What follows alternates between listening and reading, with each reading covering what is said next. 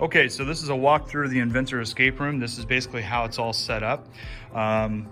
So when we did the escape room at Summit, basically what it was is I had two large sheets, and the two large sheets were going out there and they were covering up this bundle. So one sheet was covering this bundle that you see here, these three different boxes. And then the last sheet was just covering up this by itself. All right, so when the time was set, when the clock was set, people had to go out there and they were only able to uncover the first sheet first, which was including these three boxes. So when we take a look at this, here's how I set this up, is that underneath this box 1, all right, they had to go out there and solve for how many millimeters were in 1 inch. So that was 25.4. So the code on this one was a 3-digit lock. That means that was going to be 254 for this one. So when they unlocked that inside of this box, here's what they found. I think I left a little note saying they had to go out there and watch what was on the USB, the flash drive first. And all that was just, it's kind of sent them to a wild goose chase, just a goofy message, just hopefully to make them laugh. All right, what they also have is this red filter. All right, they don't know what that is for yet, but that was part of the box. And then obviously we have a key here in the first box, and we can see that goes to lock number 2. Lock number 2 is what goes to this sort of file storage box. And when we unlock that inside this box, they are going to find 6 different folders. And within these 6 different folders, okay, they're going to see that there are some for beginner, there are some for intermediate skill level, and then there's some for advanced. All right, when they take a look inside of each folder, they're going to find a problem. All right, so that's problem 3A and this is problem 3B. What they'll also find on the backs of these, there are some, funny looking codes for shapes and letters. Also, a lot of people, if you're looking at this, you can realize that is Morse code. That's going to come into play later. But how this works is they had to solve for 3A and 3B. So in this case, 3A is just solving for the volume of this guy.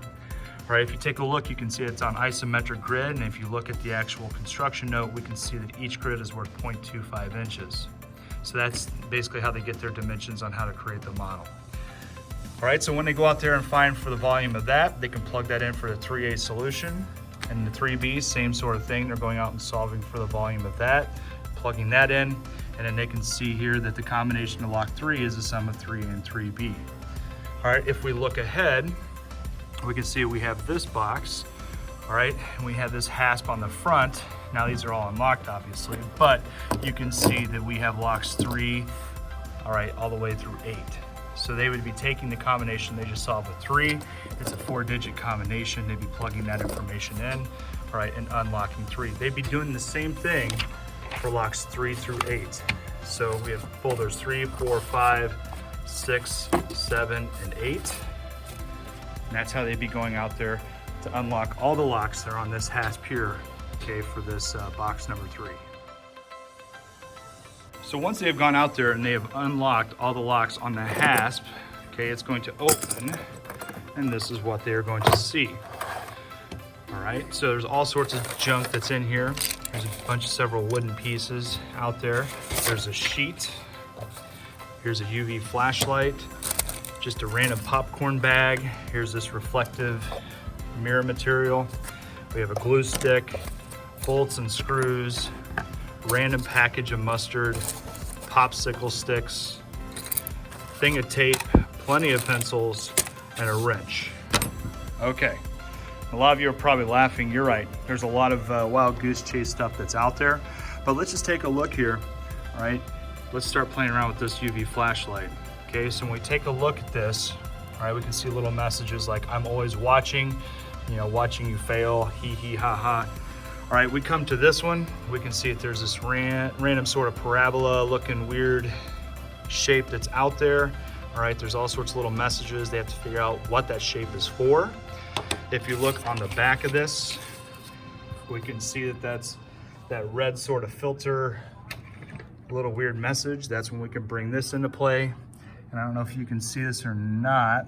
Okay, but you're gonna see if there's a message that's out there. I believe the message I put on there was something like, hey, you didn't think that all the clues are on one page, did you?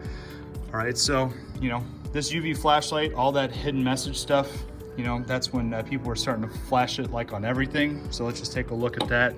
Let's see what that does. Okay, so I've just gone out there, all right, and what our participants were doing was once they started flashing the flashlight around, they realized that there was something written, you know, on one of the problem sheets. And then, you know, if they're out there shining around, they can start seeing that there is a message that's out there. So if we just kind of follow along here, we can see these are right in order from 3A all the way up to 8B. The secret to unlocking lock 9 requires good reflection, in quotes, techniques on the problem. All right, and hopefully they were starting to put this together with reflection. You know, sort of what that means, we have this reflective piece here. So what we can do is we can take that sheet, all right, and hopefully they're realizing that there's something that's going on with this reflective piece and that shape, all right? But what we've kind of had here in the whole time are these wooden, you know, puzzle pieces, and hopefully somebody's going out there and putting those puzzle pieces together. So let's take a look at what that brings, you know, what that brings together. All right, so we've just put this puzzle together. Now there are some people that claim they could actually kind of see what the puzzle was. There are some people who said, no way, there's no way I could figure it out. So it all, I guess, kind of depends on how your brain works. But when we take a look at the puzzle, it doesn't mean a whole lot. But if we took this piece of reflective material and we put that into the shape of what the puzzle, or what that marker, that invisible ink was showing us, we can see that that is the Superman symbol. All right, so when we take a look at the actual clue itself, it says, did you figure it out? Do you have an answer to the clue? Scan the QR code with a QR code scanner on your phone or computer to take you to the place to unlock lock 9.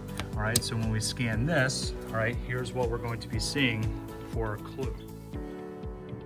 All right, so we're not taking a look at this on a computer screen, but it's actually going to take us out to a digital lock. This is a digital lock that I created with Breakout EDU. All right, so when we take a look at this, it says, according to the solution to your last clue, what type of man does it take to unlock this lock? So that would be a Superman, all right? And that means that these people are gonna have to go through and start looking, you know, possibly at these symbols. They can see that there's actual, you know, shapes, you know, that link up, you know, with the letters. So they have to go out there and spell out super according to those shapes, okay? When they do that, what that is going to do is once they unlock that using that digital lock, it's then going to go out there and take them you know, to a video. And that video that they are going to see is going to be out there on YouTube. All right, and it's just going to be this screen that we see right here, and that's going to be going out there and doing the dashes and dots with Morse code. And then what the people have to do is decipher what that is saying according to these clues on the backs of these problem sheets, you know, what that is saying. And once we go out there and do that, then they're going to be seeing that that is going to be spelling out different colors. So, you know, for this, in this case, for this group, it was white, blue, red. All right, once they figured that out, that's when we went out there and we took the last sheet off, and this is what they see.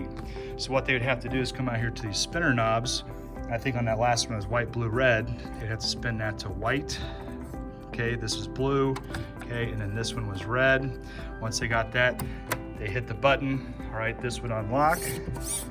And then there was all sorts of prizes that they had out there in those boxes. So that was the escape room, all right? It's very convoluted, all sorts of crazy stuff that's going on. It was a lot of fun, great teamwork, great collaboration. You know, it was a great thing for people to take back to their classes. And what I love most about all this is the fact that people are going out there and starting to think about different classes. It doesn't just have to be Inventor based. You know, it doesn't have to just be IED based. People were starting to take a look at this for DE, CEA, POE, the whole alphabet of soup of PLTW classes, and that's what I was going for. So there you go. That is just a walkthrough of the Inventor escape room, everything I used at Summit. I hope you have a great time with it. Please use this website as a resource. Please share with whoever you'd like to, and I'll see you at next year's Summit. Thanks.